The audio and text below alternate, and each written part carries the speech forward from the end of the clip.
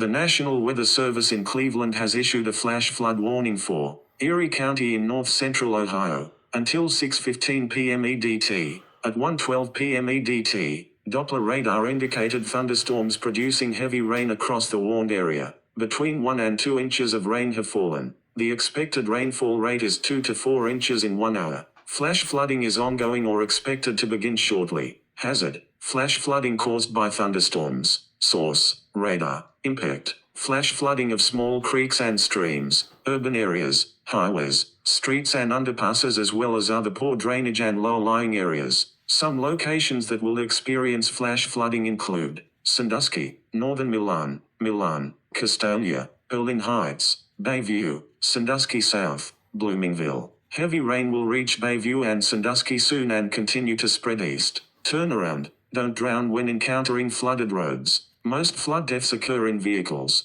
Be aware of your surroundings and do not drive on flooded roads.